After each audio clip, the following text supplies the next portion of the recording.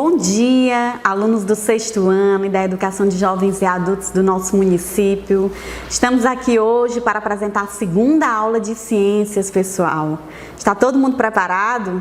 Lembram da aula passada do que nós trabalhamos sobre cadeia alimentar? Muito bem, a aula de hoje nós vamos falar um pouco sobre fotossíntese e teias alimentares. Vamos lá? Então, gente, o que é? O que a planta ela precisa para crescer, para produzir seu alimento, para se desenvolver? O que vocês acham?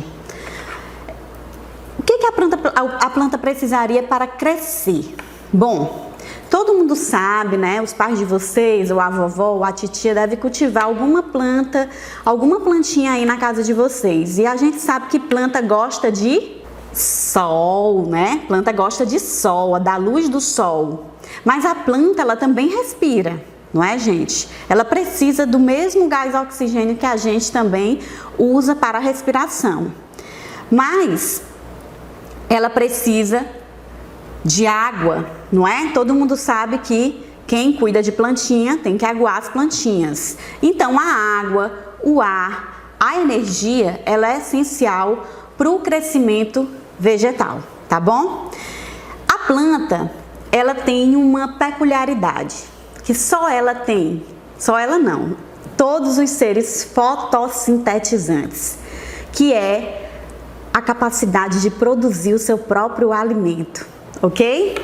Então, essa capacidade de produzir seu próprio alimento acontece por causa de um processo que nós chamamos de fotossíntese, certo?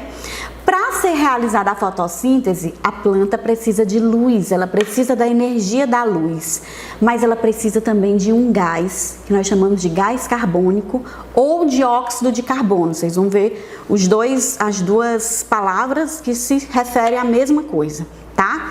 Ah, mas você disse que a planta respira, a planta precisa de oxigênio. Ela precisa, mas para produzir o seu próprio alimento, ela precisa do gás carbônico como matéria-prima para produzir o que nós chamamos de glicose, tá bom? A glicose são os nutrientes que a planta vai desenvolvendo, vai produzindo como alimento para o seu crescimento, tá bom? E a planta também precisa absorver água. Então, quando a planta ela absorve água pelas suas raízes, ela absorve o gás carbônico no ar e ela está exposta à luz solar, ela consegue pegar toda essa matéria-prima e produzir o seu próprio alimento, tá bom? E com isso, como presente para nós, seres vivos heterotróficos que não produzimos o nosso próprio alimento, ela nos fornece o gás oxigênio. Olha que legal, gente! Isso é a fotossíntese, tá bom? Então vamos ver um vídeo bem legal? Esse vídeo é de uma experiência de um menininho, eu achei muito fofo, o Pedro Luca, e ele conseguiu fazer uma descoberta bem legal aqui, tá? Prestem atenção. No canal do YouTube vocês têm acesso a esse vídeo, gente. Olha aí, ele usou algodão, feijão, 2 recipientes e um copo d'água, tá bom? E o que ele vai fazer? Ele vai plantar a sementinha de feijão no algodão. Alguém já fez isso em casa? Ou já fizeram na escola, na época da educação infantil? Olhem aí, ele coloca a água, irriga a semente de feijão com água.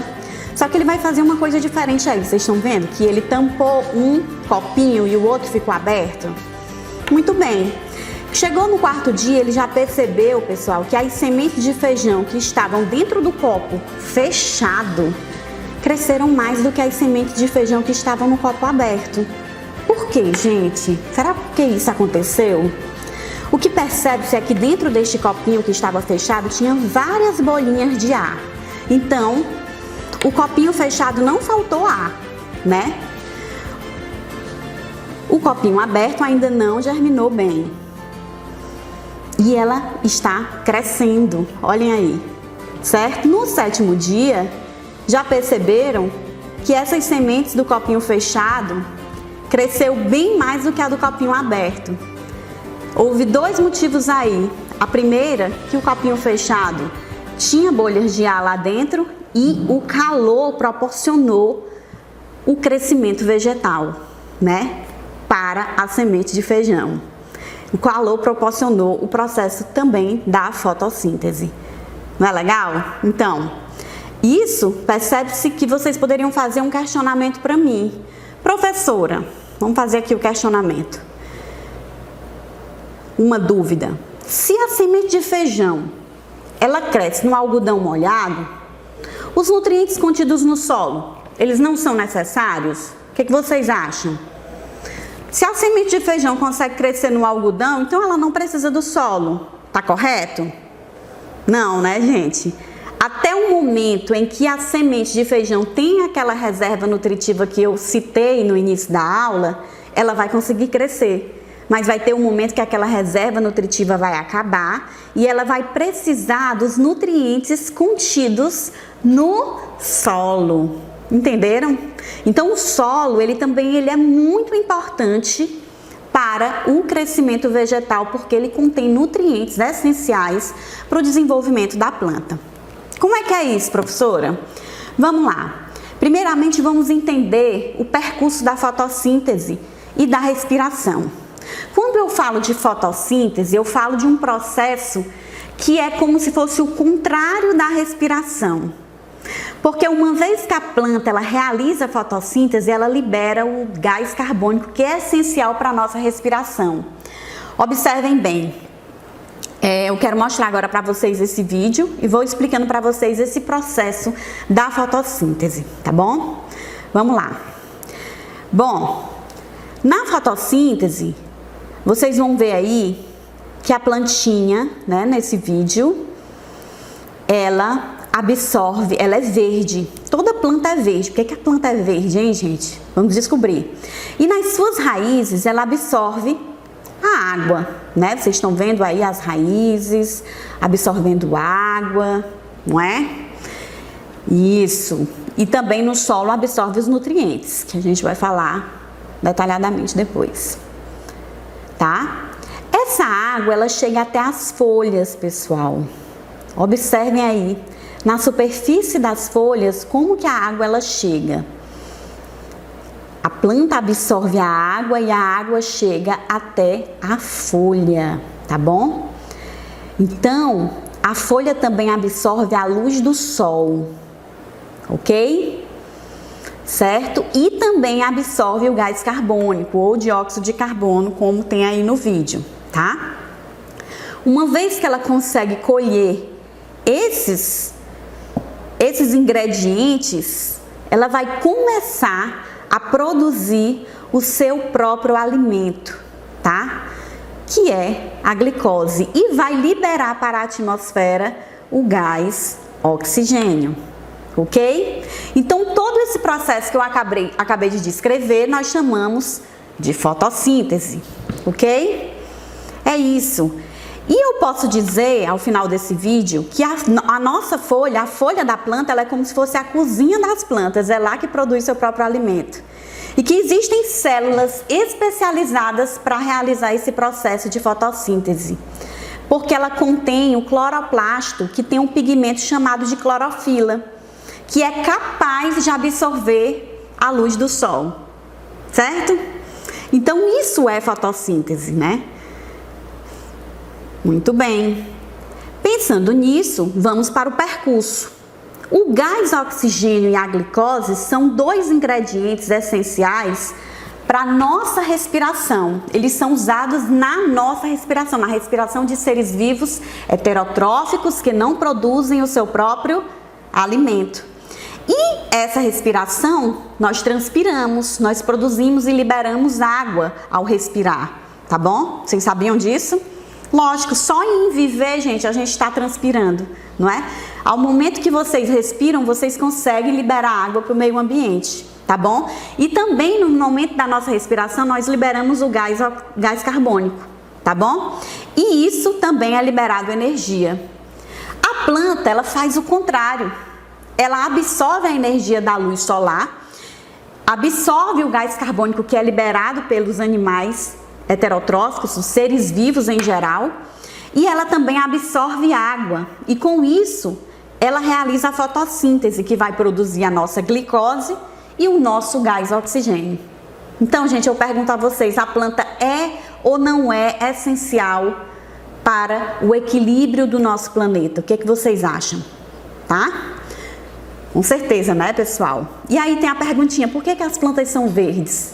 Lembram lá do vídeo que eu falei que nas folhas nós temos células que contêm estruturas que são chamadas de cloroplastos, e dentro dos cloroplastos nós temos pigmentos que absorvem a luz solar, que nós chamamos de clorofila.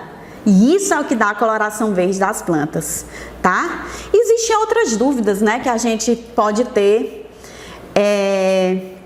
com relação às plantas. Primeiro, de onde vem a água e o gás carbônico? Isso aí vocês já sabem responder. A água vem do solo e o gás carbônico vem do ar, não é? E outra, as plantas comem terra? Porque vocês sabem que para as plantas desenvolverem, elas precisam estar na terra, plantadas. O que vocês acham? Come, gente? Não, a planta ela não come terra, ela come os nutrientes que estão na terra, tá bom? E aí vocês poderiam me perguntar, professor, e como é que esses nutrientes, eles vão parar lá, na planta? Primeiramente, para a planta absorver água e gás carbônico, ela absorve por meio de estruturas que estão na superfície da sua folha, que nós chamamos de estômatos. Quando os estômatos estão abertos, ela absorve esse gás carbônico, né? Que está ali, não dá para ver se não for no microscópio, né? E uma vez que ela absorve esse gás carbônico, ela vai liberar também pelos seus estômatos a água e o gás oxigênio, tá bom? Ok? E aí, nas raízes, vocês podem observar aqui que é nas raízes onde ocorre a absorção dos nutrientes, que são vários: o fósforo, o potássio, o nitrogênio, né? O magnésio. Existem diversos nutrientes, o cálcio, que são absorvidos na raiz da planta para que ela cresça saudável. E aí vocês poderiam lembrar, professora, por isso que a minha mãe usa o estrume, usa o adubo, eu já vi alguém usando fertilizante. Vocês já ouviram falar de fertilizantes? Então, vocês saberiam me dizer qual é a diferença entre adubo e fertilizante? E será que a planta, gente, ela escolhe o que absorver do solo? Uma vez que o solo ele está saudável, a planta vai absorver os nutrientes essenciais para o seu equilíbrio e crescimento. Mas se o solo ele não estiver saudável, a planta ela não vai conseguir se desenvolver com sucesso, ok? E aí, quando se usa um adubo equilibrado, orgânico, a planta ela vai se desenvolver muito bem. Com o fertilizante, ela também consegue se desenvolver muito bem. Só que a diferença é que o fertilizante ele pode causar mal para todo o equilíbrio de uma cadeia alimentar, porque ele pode poluir os rios, os lagos, né, com substâncias que pode causar eutrofização, poluição de rios e lagos, porque a planta ela não vai conseguir absorver todos os nutrientes que estão ali naquele fertilizante do solo. E geralmente aqueles nutrientes eles são levados pela corrente de água, pela chuva, né? Ou até mesmo eles vão parar ali nos lençóis freáticos e eles podem causar um aporte muito grande de nutrientes no rio ou no lago. Vocês já viram aquelas algas que se desenvolvem no rio, por exemplo? Quem já viu ali como era antes na Lagoa do Bebedouro? Não é? Não tinha aquela camada verde ali por cima? Ali é excesso de nutriente e aquelas algas elas são bioindicadores de poluição. Quando tem muito nutriente naquele lago, quer dizer que aquele lago está poluído. Fertilizante também faz aquilo, não é? Graças a Deus que agora a nossa Lagoa do Bebedouro tá linda, né, gente? Um lugar muito maravilhoso de passear, né? Muito bem. Então eu quero relembrar também com vocês aqui um projeto que eu usei adubo orgânico, que eu chamava de Projeto Agricultura Limpa. E ele aconteceu numa escola municipal aqui de Parnaíba, que é a Escola Comendador Cortês. Queria até mandar um abraço para todo mundo do Comendador Cortês e os meus ex-alunos lá da região. E mostrar para vocês aqui o trabalho, como era bem legal. Um trabalho usando-se adubo e agricultura orgânica, ok? É isso. No mais, gente, aqui para vocês compreenderem ainda melhor o nosso conteúdo, eu quero mostrar a vocês a importância dessa fotossíntese. Com todo esse conhecimento, vocês já podem observar que a fotossíntese ela é essencial na produção de alimento, ela é essencial porque ela fornece o gás oxigênio para todo o nosso planeta, ela é a base da cadeia alimentar. Lembram da cadeia alimentar da aula passada? Muito bem, agora eu quero completar este conteúdo lembrando que as várias cadeias alimentares entrelaçadas, elas vão formar a teia alimentar. E é por isso que vocês estão vendo aí na tela, que a fotossíntese ela é a base da teia alimentar. Né? E eu vou mostrar uma teia alimentar para vocês aqui, tá? Primeiramente, para ser teia alimentar, ela é completa e ela apresenta seres vivos essenciais que vão reciclar toda essa matéria orgânica que nós chamamos de seres vivos decompositores, que são os fungos e as bactérias, tá bom? E aí vocês vão ver aí, fungos e bactérias.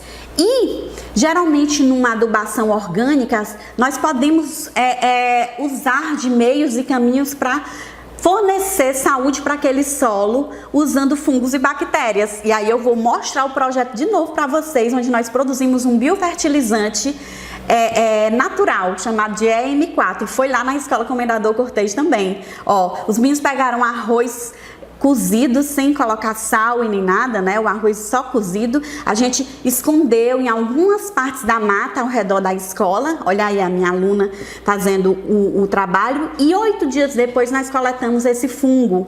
Porque o arroz, lá no arroz cresceu fungo.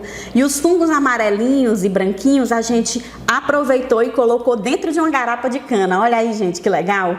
E ali o fungo cresceu. Todos os dias os meninos iam lá no vidrinho da garapa de cana, abria a tampinha e sentia aquele tss. Isso porque o fungo estava lá, crescendo e se desenvolvendo. E para que, professor, esse líquido com fungo dentro da garapa de cana? Porque nós misturamos esse fungo no adubo, na areia, no estrume, né? E aí a gente conseguiu produzir um adubo bem saudável para as nossas plantinhas lá na horta. Então tudo isso faz parte de um equilíbrio ecológico, faz parte de uma teia alimentar. Olhem aí, relembrando, nós vamos ter a base da teia alimentar, que são os seres vivos produtores. Nós vamos ter os consumidores, que nós chamamos de consumidores primários, que são os herbívoros, no caso aqui o gafanhoto, lembram, né? E aí nós vamos ter o esquilo, que é um consumidor secundário, porque ele se alimenta de um consumidor primário. E nós vamos ter aí a coruja, que se alimenta do esquilo, que já é um consumidor terciário, ok? E o fungo e a bactéria, que são seres vivos decompositores que reaproveitam toda essa matéria orgânica, tá bom?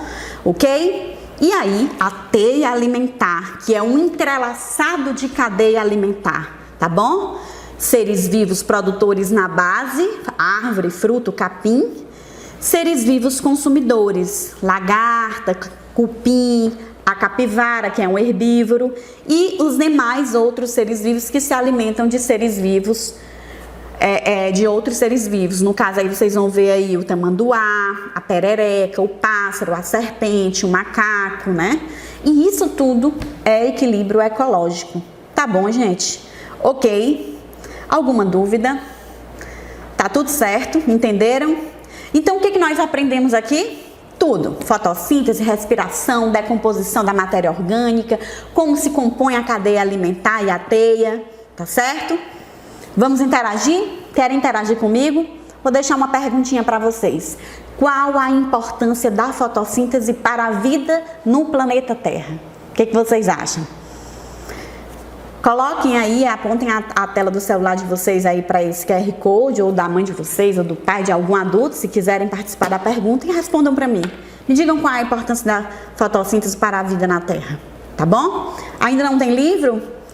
Gente, quem não tiver ainda o livro, vocês podem apontar também, aproveitar logo a câmera do celular aí para esse QR Code, que vocês têm acesso ao site da Moderna, e lá vocês conseguem o livro em PDF, tá bom?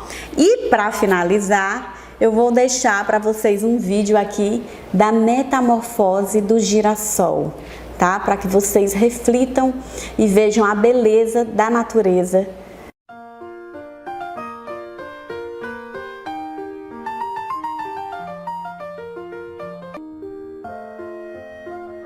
Mudanças ocorrem no crescer das plantas, na respiração de um ser vivo ou no movimento do próprio vento.